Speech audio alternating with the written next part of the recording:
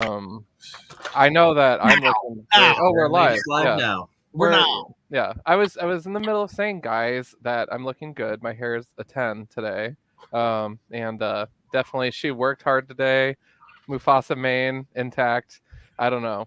I was telling Sam though, Tom, that I feel like Sam and I should do like this like L'Oreal ad with our flowing locks and comics. I don't know. I mean, you have the speakers on because right now I hate to you're getting beat out with the locks right here. I mean, all three of us got great locks. Don't get me wrong. Yeah. And Sam's is like flowing off to the side. He's looking down. He has the hang angle. It's looking good. Yeah, this is the best shot I could get. I was tired of having my house look like I was living in like a 1800s cottage. Is that what happened?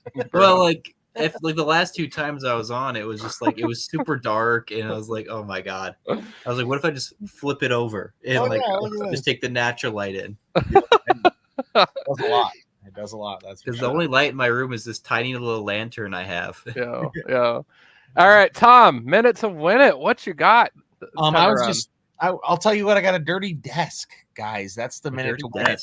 You know, I got my desk here. I'd like to do my drawing here. Sometimes we got a couple. I have two computers here right now. I got a scanner and printer. I got like just old piles of like Star Wars comics that, you know, it's like John even knows like, when is Tom buying Star Wars comics? Never. So it's like, why are these around? You know, it's just like I got a lot to organize. My daughter's got all these pins, you know, it's like all these pins, and then like that wasn't enough pins, so we got like all these pins, and whoa, you know, it's just like, you know, getting overtaken a little bit. Oh, we got a whole bag of this. It's like, it is our art table, so I get it, but what is an artist if not a bit messy? More. I mean, it's like, how many of these things do we have to have? This bag? I mean, could I just probably throw this bag away? I mean, if we look close, do we have anything in here of value? Not really. There's like some ballpoint pens and stuff, but you know, we're not wasters around here. So, you know, I gotta, you know, still got those Richie Rich comics and laying everywhere around here. It's like, gotta get my shit together. Yeah, get it together, Tom. Come on. So that's my minute to win it, guys. Now we can start the episode. All right, let's start the episode. Before I hit it, though, Tony's checking in with us early to Nerd Church. What up, Tony? Thank you for tuning in tonight, man. All right, well, without further ado, let's do the best drum roll a guy can do on his poor glass desk here. That's going to break one of these days. But hey, everybody, it's a comic book look. It's your boy, John on Demand, a.k.a. the comic book Mufasa, with these locks looking sassy AF. Oh, I just messed it up. It looked so good before. Joined by co-CEO Tom Devine. There can only be one. Midwest Highlander. And, of course, you guys, special guest, newest hot rod on the Rainbow lot, Sam. Rainbow, what? Sam is. My name is Rainbow now. Yes, your name is Rainbow. Yeah. Sam is joining us tonight.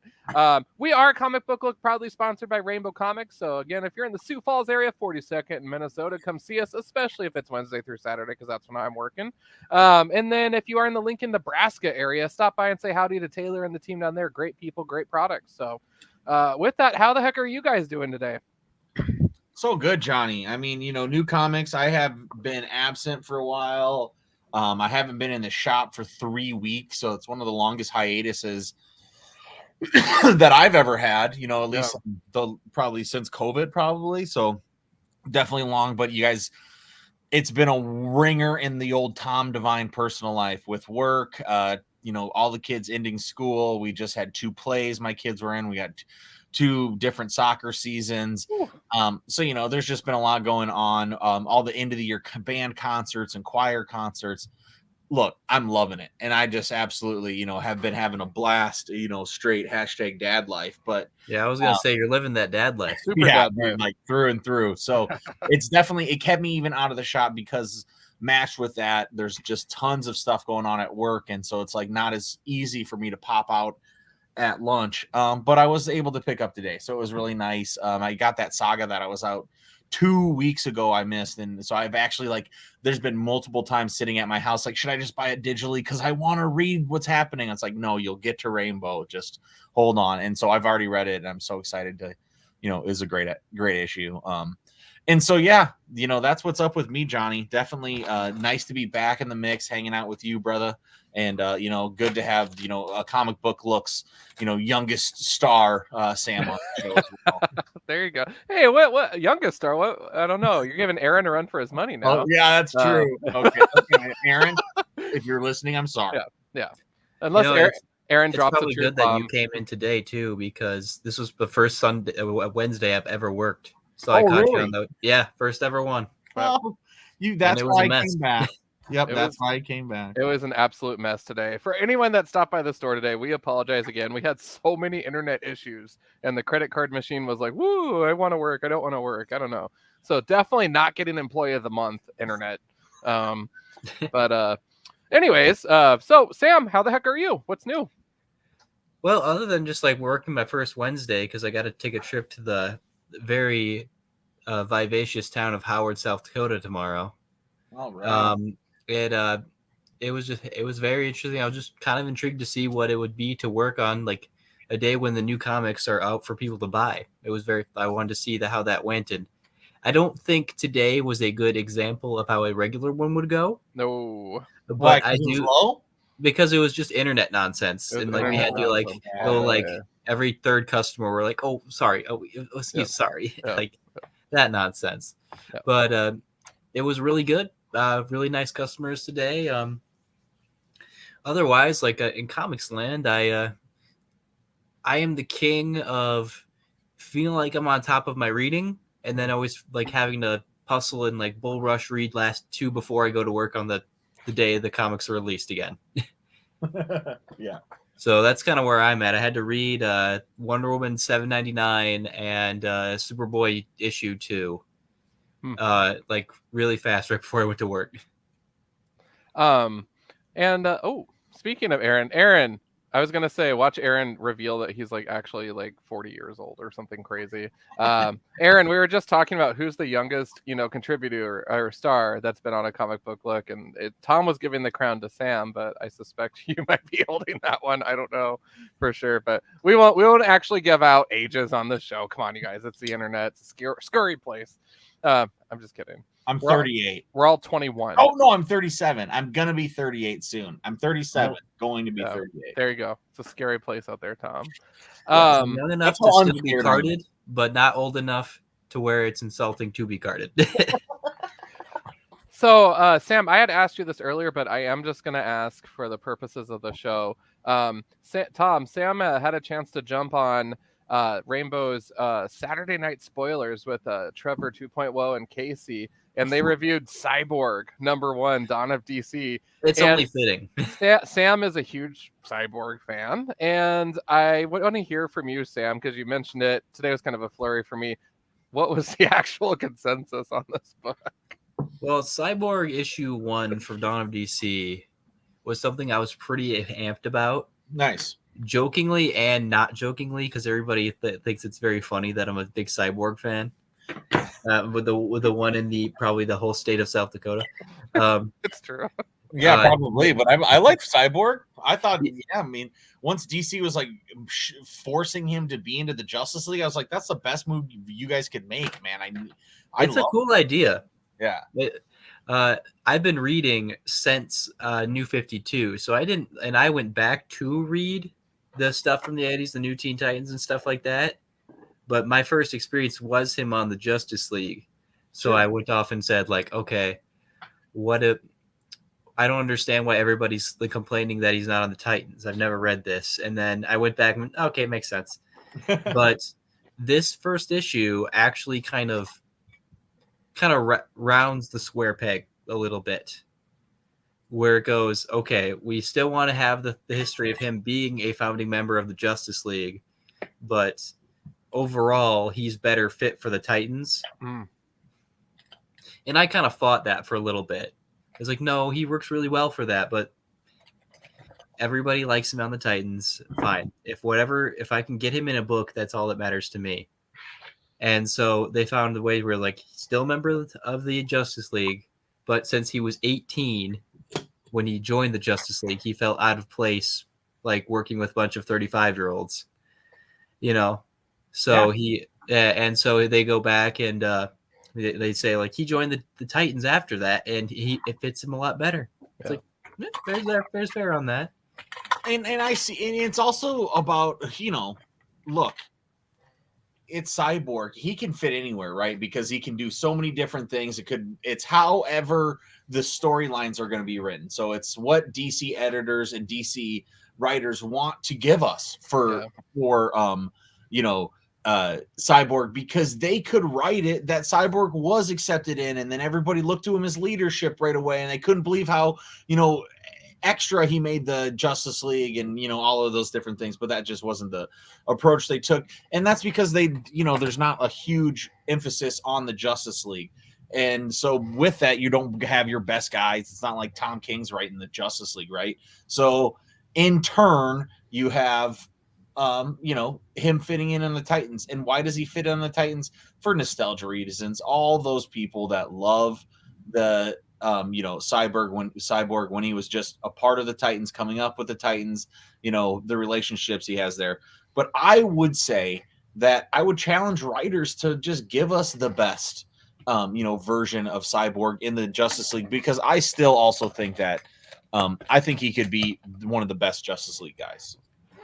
Yeah, you kind of fit the. I love these like transitions you're doing, by the way. Yeah, sorry. As I move my desk, it's already way cleaner, guys. I mean, like we're to 90% clean now. Just wow, well done. I am not that, so I'm kind of glad my camera does this lean up, because this is a mess right here. I don't even want to talk about it. But... That's great. Oh man, right? It's the way communication go. So I guess to go back to the issue itself. Issue 1 of Cyborg, it hits a lot of the same notes if you've read any Cyborg that you're gonna get, setting the pathos of am I a guy or am I a robot? What am I, like? I can't believe my dad did this to me, kind of thing. It's like, Cyborg, you've been complaining about that since the 80s. Can we like move on? Yeah. But I also have to remember it's a new initiative. This is probably a lot of people's first Cyborg book.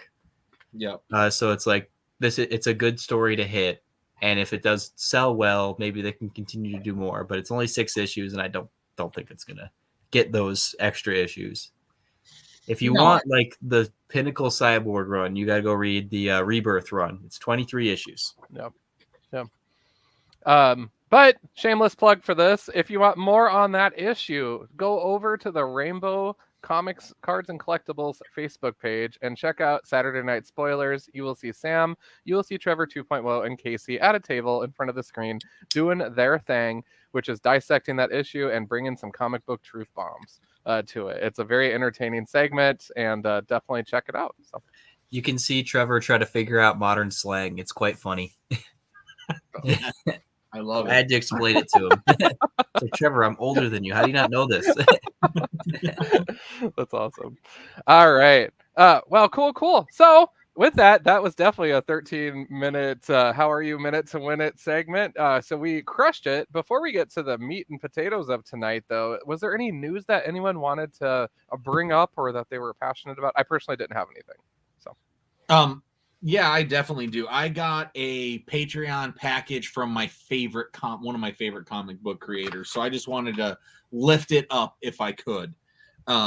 So Grixley Comics, this guy Nate McDonough, I joined his like $7 tier. So which is a pretty high tier for Patreon. So every single month I'm giving this guy $7, and I was like, I got a few things, and then I wasn't sure, like, should I keep this? All his stuff is so good. I want to support this guy. But then out of the blue, I got this package that was in this huge box, and he just gave me all of this stuff right here, which includes, like, original art of, like, cool. Oh, you can't really see this. Let me see, get this off here. Like a crazy poodle, but it's all, like, original, and then it's, like, colored in with whiteout on yellow paper. That's cool. Dude, he has like these sketchbooks of like these are like a bunch of comics throughout here, and then a bunch of like original art. Like here's just an original page that he did, and then ended up being like way more than that, and like all of these other big like paintings that have comments That's that he cool. did on the back, and like Flip another. that one around again. I want to see that one again. Yeah. This was like a genie strangling a cat or That's something. so cool. And then like here's another one in the series, like the same thing. Here's the cat like getting strangled closer, and even more like in the next panel. So he's sending me these huge panels. It like I was, needless to say, as you guys can tell, I was blown away. So it was definitely the coolest like package for a Patreon or anything like that I've ever received. Yeah, I mean, it was just, I got a ton of stuff. There was these other little things too. Oh yeah, here it is. Like a bunch of other little stuff. The smallest comic book I've ever seen. Whoa. And it has like other comics still in, like it still tells a story. So funny. And then he sent a whole comic that he like put out on Instagram, but he sent me the whole thing, all the originals. Oh wow. So That's it's like cool. I get the entire thing all the way through. I mean, I don't even know what to do with all this shit, but it's awesome. So Did he send it to you personally, or was this like a whole like reach goal he had for all of his $7 patrons? yeah, all of his $7 patrons on the same day that I got these. A lot of people I follow on Instagram and stuff were also posting about it, and they got theirs and tons of shit. Now, I saw what they gave others.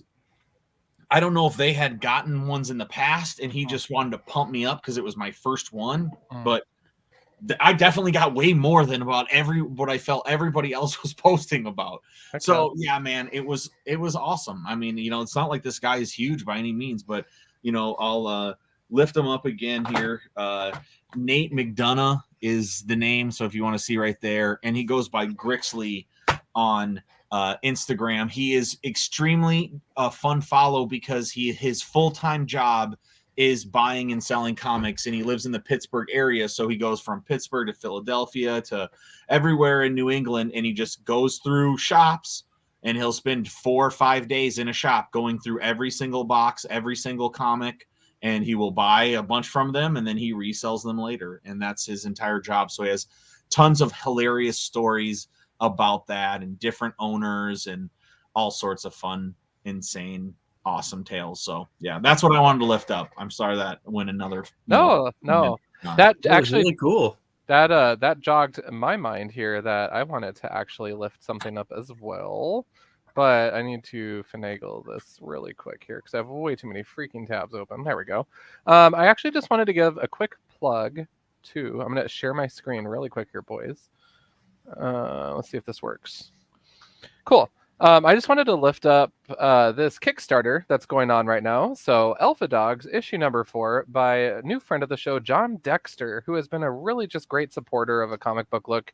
He hopped on an interview with me a couple weeks ago while he was on vacation with his family. That was crazy. And this guy is just he's just a beast when it comes to promoting his stuff. Good human. I did get his previous books in the previous Kickstarter. I am going to do a separate video on that to share my thoughts on them and lift those up. But just wanted to really just give this a shout out because this Kickstarter just started yesterday. And we are nearly there already for funding, which is super exciting. So go, John, go. And he spells his first name right, so I love the guy already. But yeah, definitely consider checking it out. It's Alpha Dogs issue 4. And then there are tiers with issues 1 through 3 if you're interested in getting the whole story. So yeah, so I just wanted to lift that up super quick. Oh yeah, that's so cool, John. I mean, yeah, let's support these fellow artists, So yeah.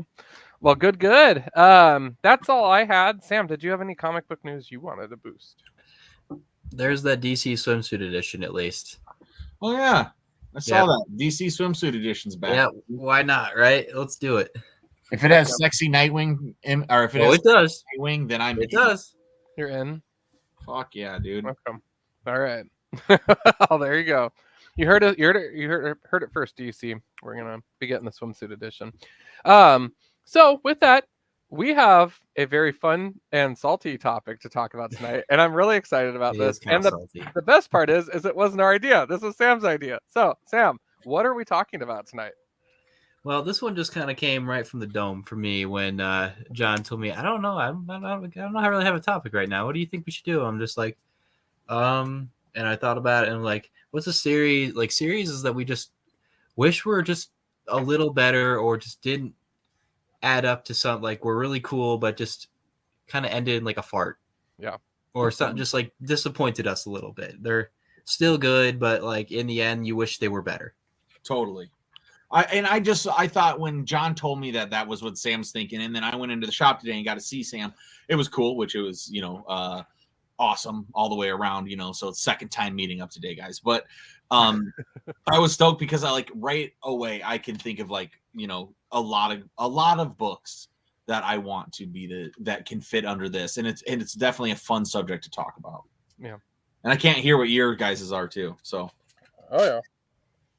how do you want to start it off, Sam? What do you think's the best way? I think John should go first because All he was being a little cheeky about it. He didn't want to tell me it beforehand. I just thought of it 2 minutes before Sam was like, "So, what book did you come up with?" And I'm like, "I just thought of it, and I can't tell you." But I have visuals. Nice. So I wanted to share. I did my homework. So let's talk about this. So this happened. This was after the Dark Avengers Dark Reign team. Okay. So Dark Reign happened, blah blah blah. Norman Osborn goes to jail. There's a 5-issue series, Osborn, where you meet several of the people that end up being on this team. This advertisement got me so over the moon excited. So my expectation was already way up here. Like, I love how this looks. Everybody looks mysterious and angry and evil in the background. I'm like, who could it be? Oh my God. I'm just like on the edge of my seat. And this event, of course, starts off in the New Avengers run, but it gets worse. So it gets worse. It gets worse. So the New Avengers run, truthfully, it wasn't that bad. And it started out with all this hype of, hey, we're the new Dark Avengers, rawr. We're capable of stomping the New Avengers and all this other stuff.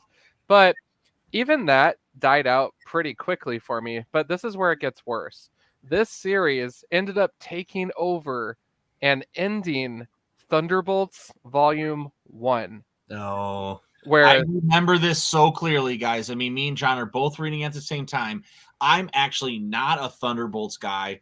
John is huge Thunderbolts. Like, we're talking how much he likes horror right now. That's Thunderbolts back at this time. Yeah. So much so, he's talking about it every week. I get on Thunderbolts. I'm obsessed also with Thunderbolts, saying, like, this is what Dark Avengers should have been doing the whole time. Right. I end up going back, reading all the Thunderbolts from number 1 all the way through because of John. Yeah. It ends up being like both of our favorite series. Yeah. And I remember this so well when it comes to an end. Oh.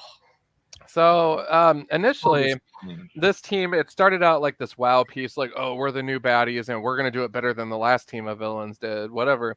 The as you can see in the background, that's obviously the Son of Hulk, Scar, right? And spoiler alert, I'm going to totally ruin this for everyone. Scar is a planter agent and ends up sabotaging the whole team. So he had partnered with Captain America, and I don't know, the whole thing. I would assume Osborn to see that coming, so I'm really disappointed that there wasn't really a backup plan and that Scar was able to basically dismantle this whole thing.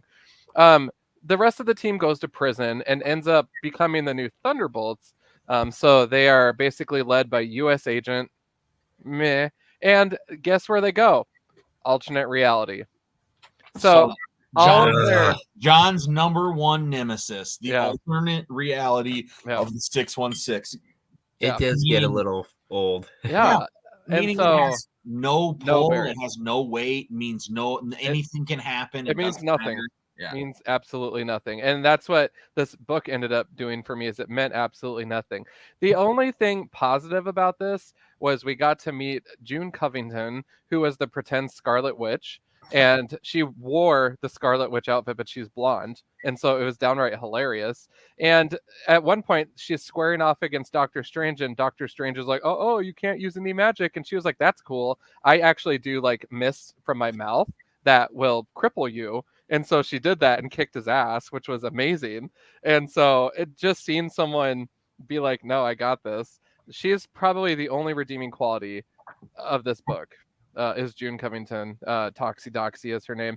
I want to see more of her, Toxie. but she is a fantastic character. If I ever reread this again, which is going to take a lot to get me to do, it will be because of her. And you'll meet her if you start with the Osborn 5-issue mini run, and then go to New Avengers number 18, as you see here, and then hop to Thunderbolts. You'll follow her adventures.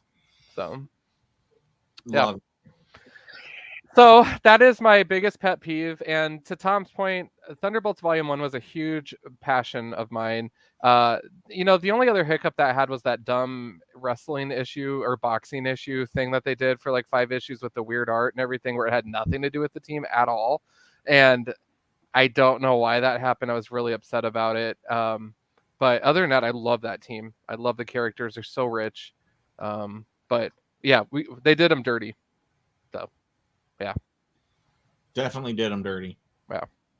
Yep, and especially coming off of a thing that I was hating at that time, but John had me reread Dark Avengers, and I actually loved it. So yeah, that's how that goes. I could tell that and it was such a polarizing time. Norman Osborn had been on such a tear, and then it just seemed like it wasn't the same quality or that of story that we could have had, and you just should have just kept up with Thunderbolts Volume 1 because it was so goddamn good. Yeah. Shout out to Thunderbolts, the real ones. Totally. So what are the real ones though? Like my question is, because I've never read any Thunderbolts. Whoa! Yeah, that's my you want me to spoil it? confession here. No, I mean just give them like Zemo and read issue well, 1. Just I know about the we're here like okay, spoilers. Yeah. I know about the big twist in the first ever idea for Thunderbolts with Zemo and everything, which I thought was really cool. Right. But then where you lose me is where it's like all of a sudden it's like, no, we're actually villains. It's like, but and we're not masquerading as heroes anymore though. It's like, wait, what? Because the only other Thunderbolts I know is the tie-ins they had in King in Black. Oh yeah. So that's just Batroc the Leaper and stuff. Yeah, it's like, what are we doing here? Like these don't feel like they're not like heroes in any way. Yeah. And is this just like the Suicide Squad for Marvel? Yes, basically. Yes, it's definitely the Suicide Squad for Marvel. Except what was really legendary when it started coming out was it had this bad boy thing had not been going down the Suicide Squad in the same way at DC. You have Mark Bagley come on the scene and no one's even heard of this guy. And he starts drawing this book. And then he is the only comic book artist in the world that can finish his books in 3 weeks. So now Thunderbolt starts coming out every 3 weeks from Marvel with the same artist and does for like years. And so now you get this bang, bang, bang happening with Baron Zemo and what's the girl who's so super powerful. I mean, so I can't remember her name, but Moonstone? Yes, the Moonstone. Yeah. And it explores this Moonstone personality of she hates herself, man, and she hates everybody around her, but she's doing what she can, and you feel that she doesn't hate everybody, and there is something else inside her, and she, I don't know, man, it explores a whole bunch of, it gets into each one of those members' personalities and really explores it out the whole time. Yes, continuity wise, they're just the Suicide Squad, but it's really how the art does amazing storytelling, this way that Mark Bagley came on the scene and redefined everything with these extremely fast drawings that he could do. And then at the same time, exploring like deep personalization of people who are looking at the negative side and are supposed to be evil and are bad, but still have to work together and, end up doing things for the good of each other and try to help each other out. I don't know. It ends up being really awesome all the way through. Yeah, that's what I thought was going to be the Thunderbolts. The whole idea was that they are bad guys doing good things, and then they slowly like, this is kind of nice. We kind of like being heroes. It's kind of cool. Yeah. Yeah, but they never lose it. They're too broken. They're too broken inside. So every time you think they're going to make that turn, they're not. They explore why in these very interesting ways of, these guys are fucking staying villains. Yeah. So original Thunderbolts here. We have Songbird, Mach 1, Meteorite, what's his name? Techno, Atlas, and Citizen V in the front. So that is the squad with their heroic aliases. Yep, So. they're fake ass hero aliases. And I just remembered I did read the Thunderbolts one where it was Nightwing, America Chavez, and all that newest one, not Nightwing, sorry, Yeah. Hawkeye, like that newest one that Oh, we yeah, made, yeah, like yeah. 6 issues Yeah. written by Jim Zub. I Yeah. did read that. Yeah. But that was just confused me. It's like, how is this Thunderbolts? I don't get it. Yeah, so Thunderbolts, it's been passed around a lot. So there's been a lot of teams, even in this Volume 1 book. I mean, at one point you had Man-Thing, you had Juggernaut, you had Luke Cage, Jekyll or Mr. Jekyll or Mr. Hyde or whatever was a member. It was so weird. Satana, the daughter of Satan, was on the team for a minute. It's so weird. Even that run was a lot of fun though. So I think it's supposed to be a revolving cast. I think Yeah. it's the same thing with the Suicide Squad, right? Yeah. It's just the concept of getting people to look like superheroes, but they're actually terrible. Yeah. Hmm. Or Okay. oddities in the MCU that need a home. Yeah. So yeah, that's my pet peeve is throwing salt on that wound. That is Dark Avengers round 2. Love it, man. That's a great book. All right. I'll go next so we can keep Sam's for the end. He came up with the concept. I have a couple quick hitters. 30 Days of Night. I don't know if you guys have ever read it. It's a really dark book, and it's one of the best, it's one of my favorite concepts because, it's about vampire. They made a movie out of it. Maybe you've seen that as well. But Ben Templesmith originally did the art for it. I was really into him.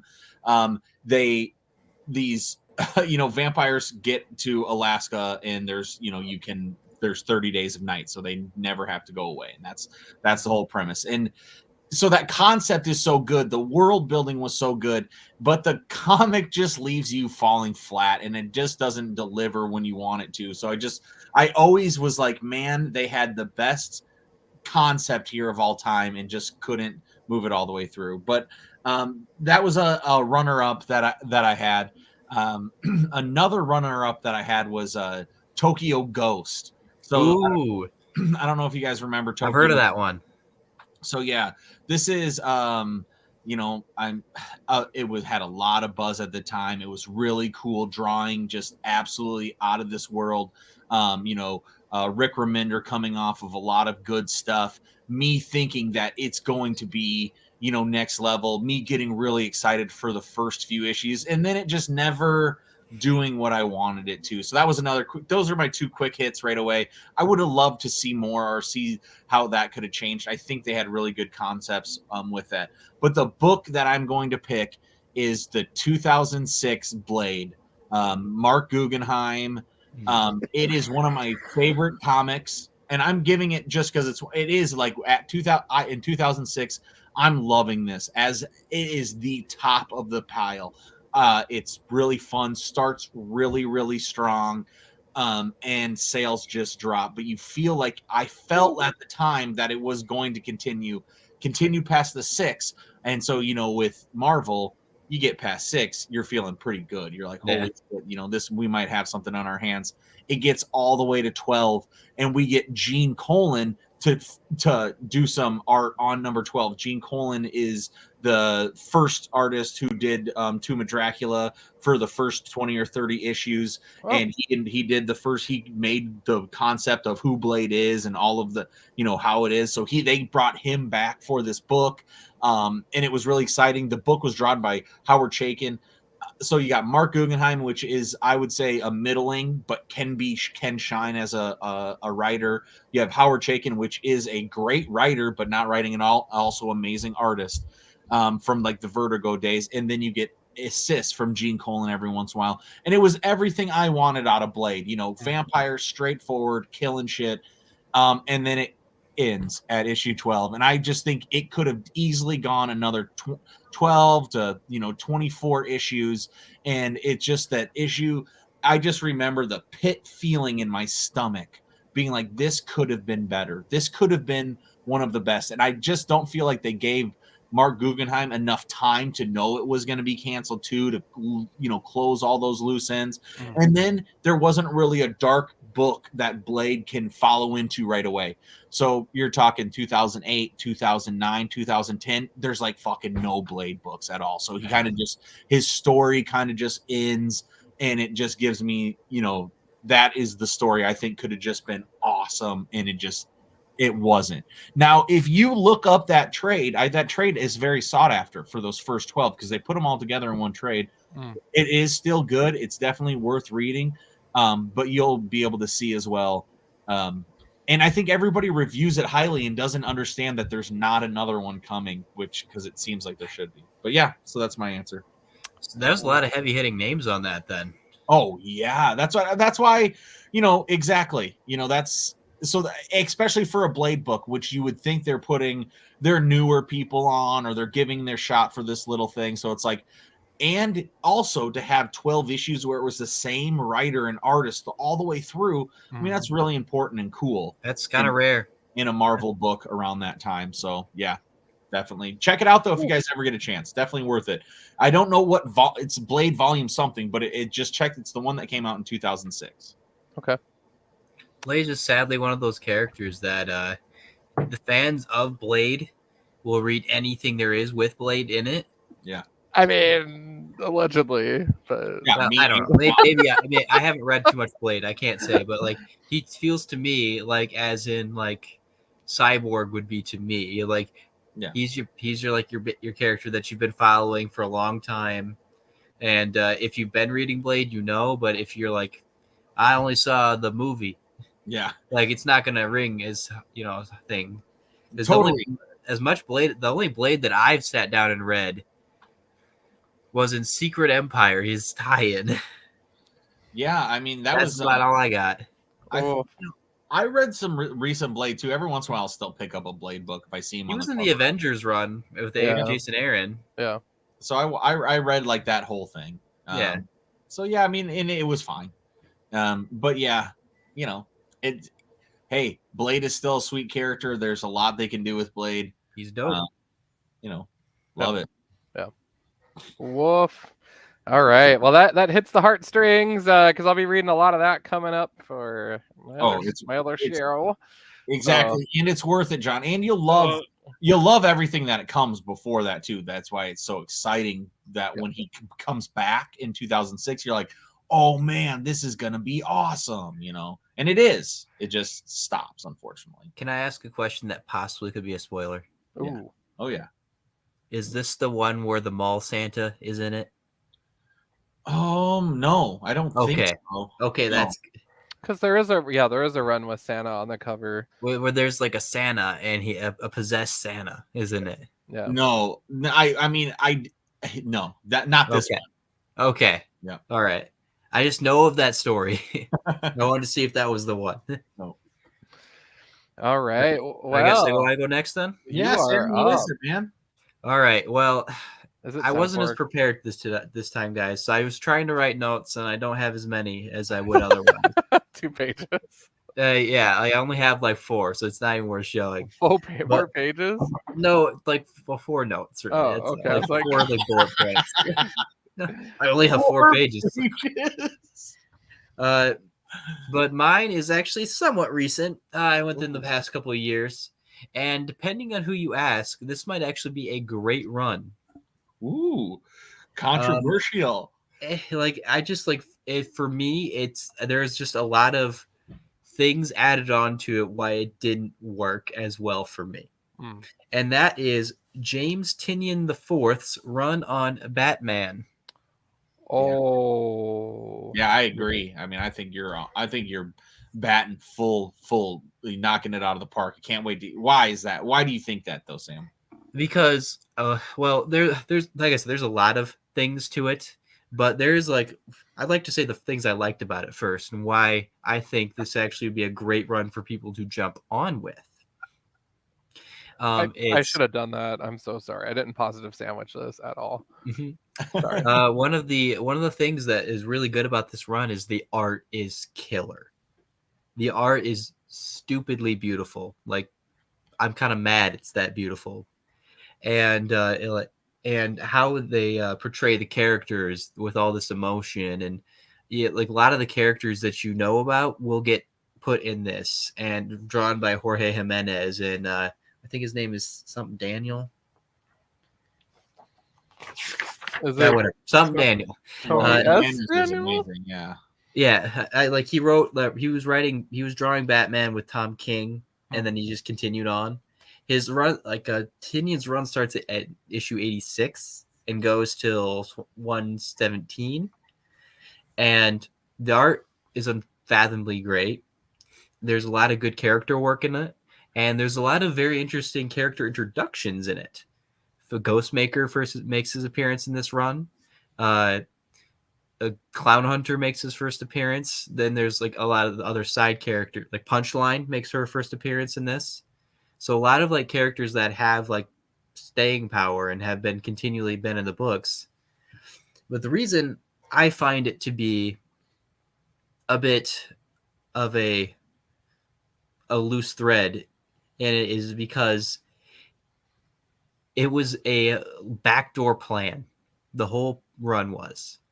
Everybody knew ahead of time that Tom King was supposed to finish his run at 105 issues, or 100 issues at least.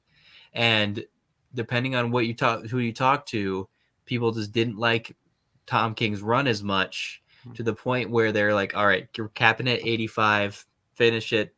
Well, you can finish your stuff in a maxi series later. And then they put Tynion on. And Tynion, actually, if you go back to his detective run, is actually really did some really good stuff there. Really good work with Tim Drake and everybody. It was during the Rebirth run. You know, everything Rebirth is kind of good in my eyes. But this had so much like potential in it, but I feel it kind of got squandered by people getting a little worried about Batman not selling as well, because it was getting 80,000 copies sold with Tom King, I think, and it got when they're used to more like the 100,000 copies, because Immortal Hulk was surpassing it. So they're like, oh, get Tynion in quick, and so they make this book, and it has really interesting scenes. But one of the main attractions in it is the Joker War story, and it's all about Joker takes all Bruce Wayne's money. What does Joker do when he has money? Clever idea. But I think I've seen Joker take over the city and make it a rampaging fire mess a couple times before. And this time it's just a little, I've seen it, and you're trying to make me feel like it's different, because all throughout the Joker War storyline, particularly, they go, this one can't end the same, Bruce. You have to get rid of the Joker. And you have to get rid of him. Harley's telling him this. Catwoman's telling him this. Even Alfred, dead Alfred is kind of telling him this. Like a ghost of Alfred's like saying, stop being so weird. Jedi Force Ghost. Yeah, pretty much. He slaps Bruce in that issue. It's kind of funny. And they say this is different, and it doesn't end that way. It ends with the it looks like we saved the day. That's good, right, guys? At least Joker War ends that way, to me, where it's like issue 100 right here ends with Batman going, it's a new day in the city, we can rebuild again. It's like, but you didn't actually end it with the Joker. Like, they even set up where he gets put into a bomb is strapped to him, and Batman has to save someone else or save the Joker. Like, Harley gives him a choice, and he saves the other person. Somehow the Joker survives. And editorially, we know why the Joker survives, because he sells, right? But stop trying to make it feel like you're actually going to do it, because you're not. No. And the sad part about it is because it introduces these characters that I think are done well after the run is over, like Ghostmaker, like Punchline, what's her name? What's the Clown Hunter? They're all done more interesting. And Miracle Molly. Was that Miracle Molly? Was that one? Yeah, she's there. What? She's awesome. She's one of the characters I didn't think too much about. Oh, okay. Shut down, John. I'm sorry. Maybe you liked her. If some of the people liked her, that's great. I just didn't hit for me. I just thought you'd like technological characters in the DC universe, but my mistake. I mean, she looks like a cosplayer, like so she's designed to be a cosplayer. I feel, and that's like if that's good, but and there's really interesting ideas in this story, but they just don't hit as hard because they have to like kind of force another Joker story in there, and then his big ultimate part is the Fear State storyline, where all of a sudden we're doing a Scarecrow-based story where he's the big bad, and he's not even the big bad. Where he's playing second fiddle to a character that Tynion created called Simon Saint, where Simon Saint uses him to take all of his money, uses all of his money and Scarecrow to terrify the city into sanity, I guess. And it was kind of cool. Scarecrow did like take it and go like, nah, it's mine now. Deal with it. And they made a really cool redesign for Scarecrow. But that's right. That hat.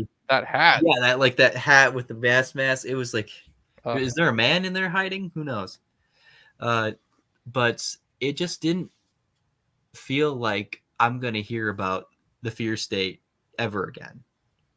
It felt like a Joker War and Fear State felt like they were trying to be a Hush storyline, and it just didn't fit for me. Yeah.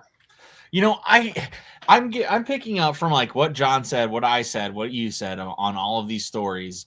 It's something that I've actually thought about comics for a long time, and that is that comic book writers and creators, for the most part, there are of course exceptions to every rule, are terrible at a solid feeling good ending. Being able to wrap everything up and give you that solid feeling like, that was a complete story. And I think it's the industry does that, right? Because we want to come back next Wednesday. So it's realized fiction. Yep. We want it to keep going, and we want it to keep going. And I feel like there were times in the past that they did have complete solid arcs. They let the writer kind of finish it, and then they would start a whole new thing that didn't always go together. And that happens less and less. And in turn, I feel like, nobody's made an ending like The Watchmen, where it's just like the perfect ending for any story of all time. And so now we've been chasing that for whatever 30, 40 years, and it's really hard to find that perfect ending.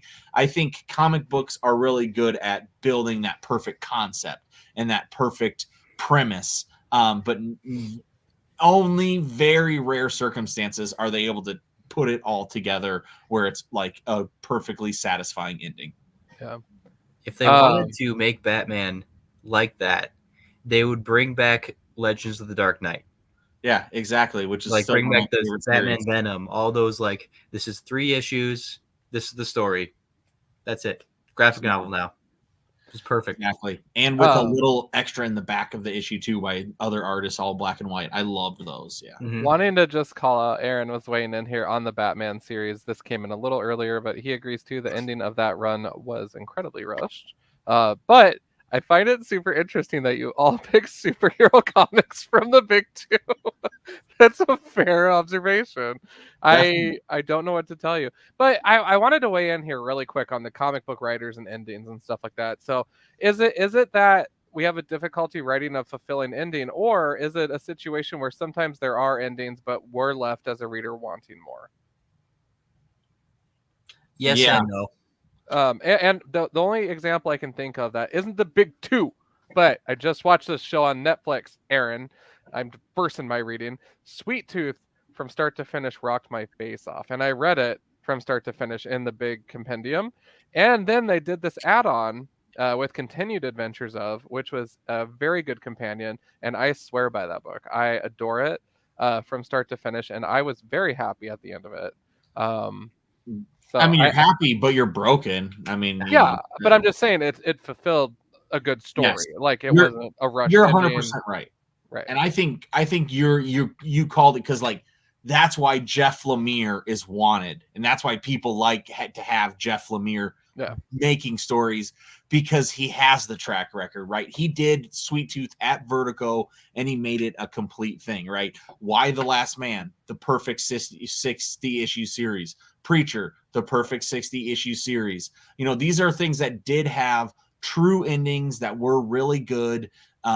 Fables, if they would have stopped as soon as they brought, you know, around issue 75, whenever the Dark Man goes away, then that would have been the perfect ending. It had to go on and on and on, where then it dipped down, but to the point where my nostalgia now that we're on issue 9 or 10 or 11 of the new Fable series, and I'm fucking eating it up like it's goddamn candy because I love it so much just to be back in that world. So, you know, we are we are our own worst enemies as comic book fans. Yeah. And indies get away with it more because they get to there's less restriction on the idea. It's like, we don't expect you to continue writing this character 20 years later. Like, it's you like what is the name of the main character in Preacher? Jesse Custer. Yeah. I've read 4 volumes so far and I'm loving that story. And even though it makes me uncomfortable at times, it is yeah. I'm loving the story, and I know that once I eventually do get to the end, that's it. And I know that he's gonna play, like, it's been planned out, and it's gonna be, they can tie it all together and know that that's gonna be the end of it, and that way you can make a better ending that brings finality to it without having to worry about what about next issue. Totally. And yeah, you're exactly right. And yes, you're have fun. You know, Tulip, Jesse, Assface, they're all just the best. You know, I just love them all. Have fun hanging out with them.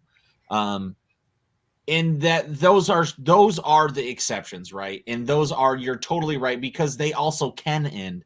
The guy who's writing Iron Man, guess what? The editor's not like, all right, you can wrap it up whenever you feel the story's done and we won't have Iron Man out anymore. It's like, no, dude, you can end, but Iron Man will be telling another story next month about Iron Man. And so, you know, that's okay. But I think it's up to the creators and us as, you know, readers to ask that of our writers, that we want those perfect endings. We want things that it's okay to end it and restart in a new thing. Don't be afraid to lose that, and just because you're gonna like lose numbers or something. Do the Jeff Lemire route. When Black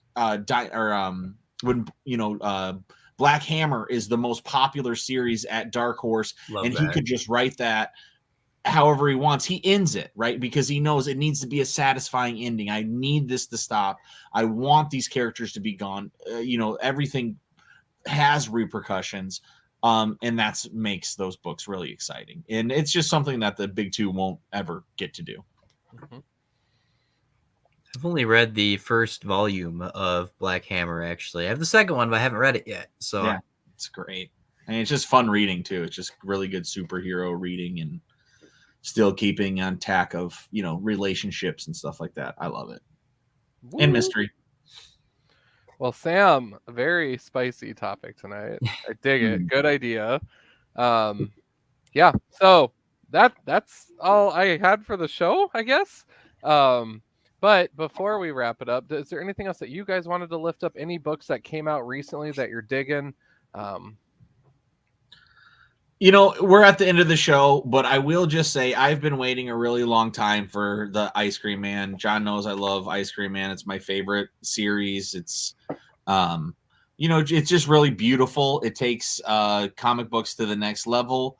You can read a Ice Cream Man comic and just like sit in an empty room for the rest of the night and without any audio and just like contemplate your own being in life and existence. And all sorts of things. And it's a very deep comic. It's definitely not for everybody. But man, it is it for me.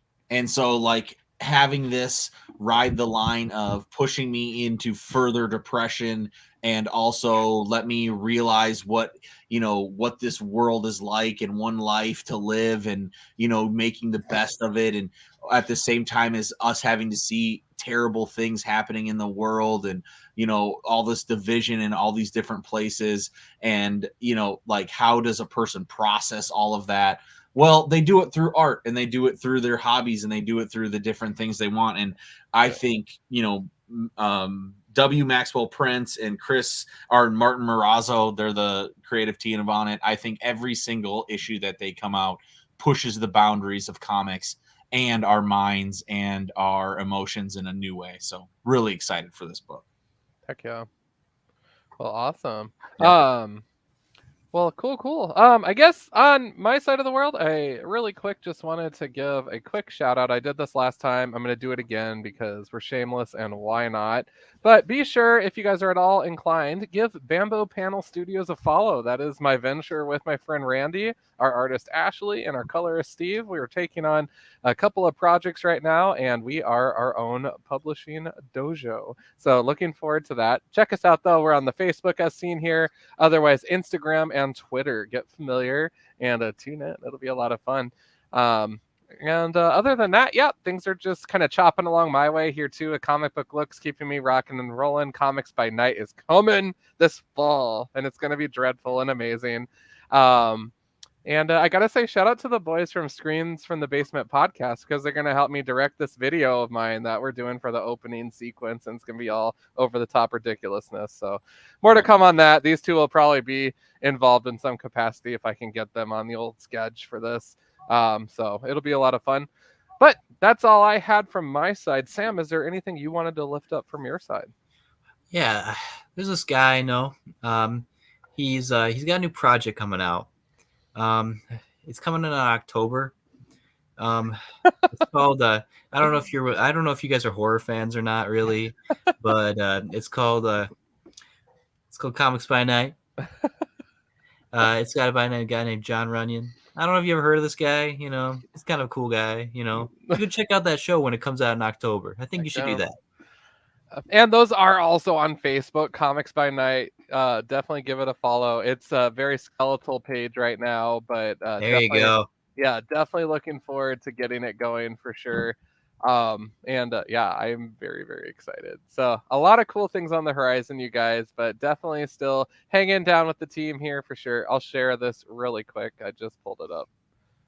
Oh my God. I like everything popping up here. This is crazy. Anyways, yeah. Comics by Night here. So again, this is just a baby page. We're just getting it going. I'm sharing a lot of pertaining content to all things scary. You can find this also on the Twitters and the Instagram. So definitely feel free to connect there. And more to come on that. But yeah, I guess without further ado, then we'll just shut this show down. And Sam, great topic tonight. An excellent conversation. Again, you guys, Sam popped on that Saturday Night Spoilers of Rainbow Comics. Check that out for sure. And to get more familiar with Sam, he has his handle this time as his screen name here. So you do TikTok reviews at sign Nolman12. That is Nolman12 on TikTok. Get familiar. We are a comic book look proudly sponsored by Rainbow Comics. So if you're in the Sioux Falls area, stop by 42nd Minnesota and say howdy. If you want to bring me a Starbucks, I'm not going to be angry about that. I work Wednesday through Saturday all day. You can't miss me. And if you're in the Lincoln area, say hi to Taylor and team down there too. Collectively, we are at sign a comic book look on the Twitters, or just follow our handles right here in our display names at sign Tom Stu Divine for all things Tom, all the greatness, at sign John on Demand. Got to give a shout out really quick. There's an issue of Spork in the making. So Tom's zine Spork issue 3, it is coming. It is going to contain the first technical appearance of our main character, Liam. Sorry, I had a Facebook call coming through. Here's all the finished pages, so they're all ready to go. Got them all ready to get. Most of them are already scanned in. But I'm just kind of organizing it, and I got to get it to print. So it's like it will be coming very soon. Yeah. And it's super exciting though. So definitely check that out. But we do have issue 2 still at Rainbow Comics available for purchase. So if you're in the area, or if you want us to ship one to you, give us a holler. We're happy to work with you. Check out Sport, guys. So with that, all systems go. A lot of cool stuff going on. But we'll be back with you next week. And I guess we don't have a mark to say Begging and Boarding's never boring, so I guess I'm just going to hit you with the traditional. Keep it comics for sure, man. Thank you guys for tuning in, and we'll see you guys next week. Bye-bye.